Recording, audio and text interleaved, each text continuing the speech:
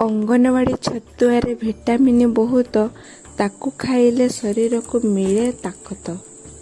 ତେଣୁ ଆଜି ଟୁନାଟୁନି ଛତୁଆର ଚକୁଳି ତିଆରି କରି ଆଣିଥିଲେ। କିନ୍ତୁ ଚକୁଳି ପିଠା ଦେଖି ମାମୁଁଙ୍କର ଅଣ୍ଟା ଭଙ୍ଗା କଥା ମନେ ପଡ଼ିଗଲା। ସେଦିନ ପିଠା ଖାଇବାକୁ ଯାଇ ତାଙ୍କର ଏ ଅବସ୍ଥା। ସେ ଆଉ ଏ କଷ୍ଟ ସମ୍ଭାଳି ପାରୁନାହାନ୍ତି। ଚକୁଳି ଖାଇବାକୁ ସିଧା ସିଧା ମନା କଲେ।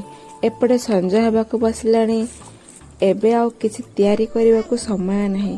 ଅଳ୍ପ ସମୟ ମଧ୍ୟରେ କ'ଣ ଗୋଟେ ଭଲ ଜିନିଷ ତିଆରି କରିବା ପାଇଁ ସେମାନେ ଚିନ୍ତା କଲେ। ଆପଣମାନେ ଟିକେ ସାହାଯ୍ୟ କରନ୍ତୁ ତ, ସେମାନେ କେଉଁ ରେସିପିଟି ଅଳ୍ପ ସମୟ ମଧ୍ୟରେ ତିଆରି କରି ଆଣିବେ।